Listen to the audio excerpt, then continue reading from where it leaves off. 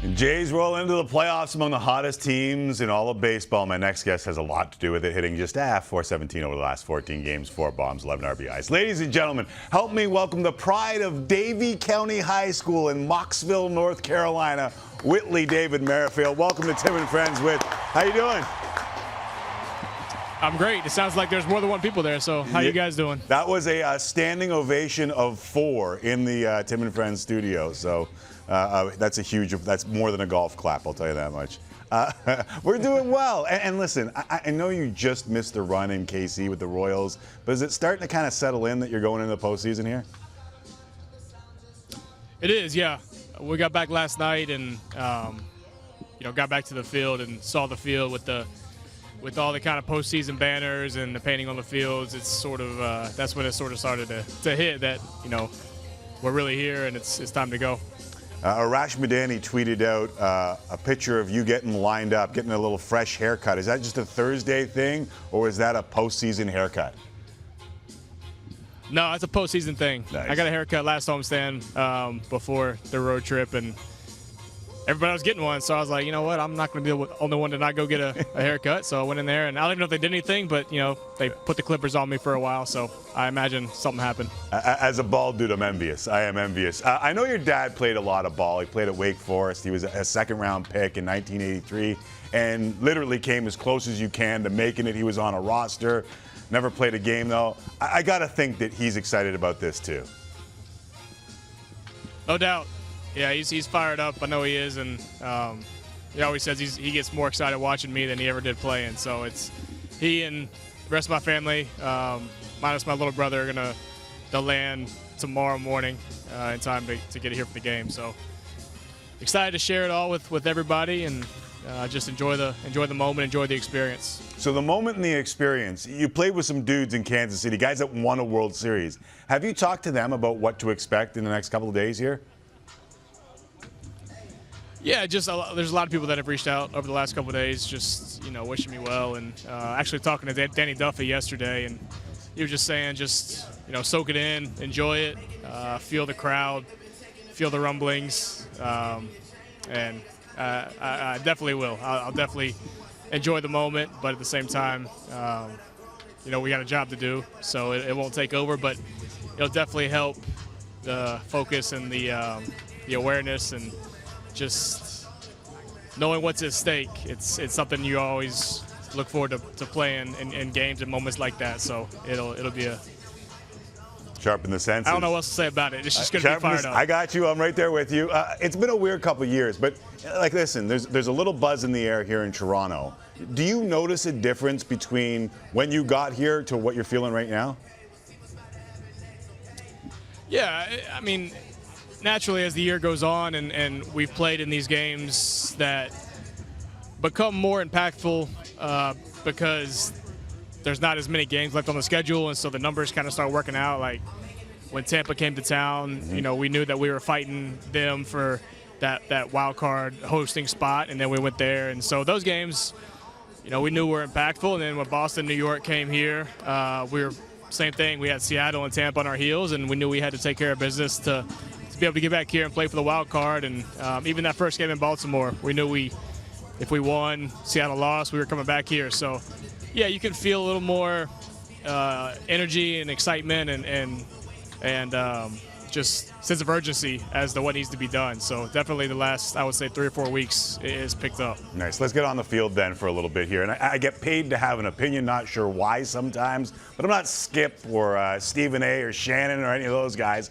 But there were times where I wondered how you were going to fit in with Toronto. Did you have the same concerns at all in the early days as a Jay? Not really, honestly. I know I wasn't playing great when I first got here, but I know what I can do. I know that what I can bring to a team and the different abilities that I have. It was just a small sample size, and I just knew that they traded for me for a reason. So I knew they had faith in me and confidence in me, and it was just a matter of getting an opportunity to showcase that. And I was getting opportunities here and there, and just wasn't doing enough to get in the lineup on a regular basis, and rightfully so. I mean, you're at a point where games matter. You got to win games, and you got to roll out the best guys that you got. And I wasn't one of the best 9 at the time. And but again, I've been playing this game for a long time. I've done some pretty cool things, some things that not many people have ever done. So I've never lost confidence in myself. It was just a matter of showing that to a new team, new teammates, new coaching staff, and fortunately, I was able to do that I guess at the right time, the perfect time. Right, trust your talent, trust your confidence. I know you went from being an Iron Man in KC, I guess 553 straight games. You're playing a role early in Toronto. I mentioned the numbers of late off the top. Has the difference in your mind been just trusting the talent? Has it been getting more playing time? Or is there more to it? Is there some confidence in there too? Or is it just you knew it was there and it just had to come out? There's a lot of factors. There are, stuff that I won't really go into, but, a matter of being on a new team, trying to do things probably that were outside of what I should be doing, I guess my approach should be for me to be successful. And then, coming from an organization or a team that really wasn't in the thick of it for the last couple of years, and having to maneuver through that and then come to a team that's right in the middle of a playoff push and sort of transitioning that mindset, which is something that I've been really wanting to do, but it does take a little bit of a transition. So there's a lot to it other than just black and white numbers. And I know everyone likes to look at numbers now. Analytics is like what it's never been before.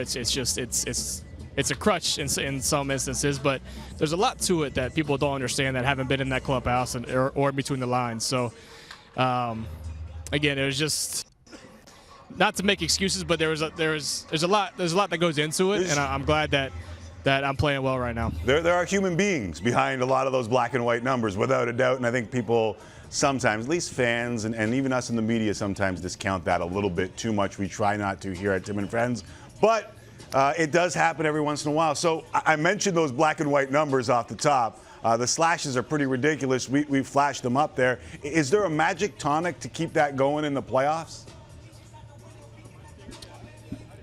Just sort of stick with what you've been doing.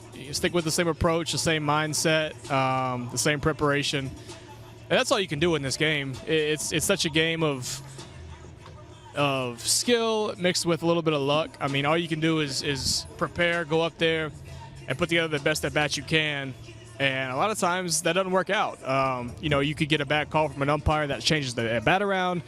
You can hit a ball hard that gets caught, or on the flip side, you could get a borderline ball strike that gets a ball. Now you're sitting 2-0, or you flare one, lands on the line, you get a double, and everyone's like, "Oh, it's a yeah," but that wasn't as good as my at bat where I smoked it and the guy caught it. But so there's a lot that goes into it as far as things when things are going right, and I've been riding a good streak, and hopefully that'll keep up for another month and some change. I'm going to keep that and play that for my 12-year-old son a little later on when he's complaining about getting hard hits caught on the field. Let's talk about those human beings before I let you go that are surrounding you on that field. What's the one or two things about this group that you didn't realize until you spent some time in that clubhouse? These guys are just a bunch of dogs. I mean, a bunch of guys that really care about winning, care about each other, and put the work in, do the preparation, and when it's time to step between the lines, they're doing what they got to do to win the game. The egos are – everyone's got an ego, but the egos are, I guess, directed in the right kind of way, which is what you want. You want guys that are confident in themselves and have a belief in themselves, but they're playing the game, for the other – I guess 9 guys on the field in the lineup and all playing for that similar goal. And that's what we got on this team, and it's rare to find throughout the course of the league. So it's a special group. It's a fun group to be a part of, and I'm excited to see what we can do. All right, one more for you. Are there one or two guys who surprised you when you got into that clubhouse, whether it be work ethic, talent, or just the ability to keep the clubhouse light? Yeah, I mean, Baseball is it's a small fraternity. You get to know guys from playing against them, but you don't really ever know them until you get in the clubhouse. Chappie's an absolute hoot. I've known Chappie for a little while. I played against him for a long time, but again, never really knew Chappie. He's a treat. Jano is one of my favorite people. Just a salt of the earth, blue collar, Wisconsin, just good old boy. I love spending time with him. I've gotten pretty close with Romy, actually.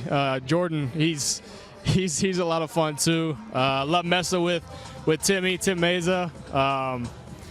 Teoscar's like just a light of sunshine every time he's around and cracks a smile. Vladdy's awesome. Bo's just a dynamic leader, and it's a great group. It's a lot of fun, and we have a great time. Hey, listen, I know a lot of folks back home in North Carolina will be watching. I know a lot of folks down in South Carolina where you played some ball and were born are watching. So appreciate you taking the time doing this here with us on Tim and Friends. No doubt. Go Blue Jays.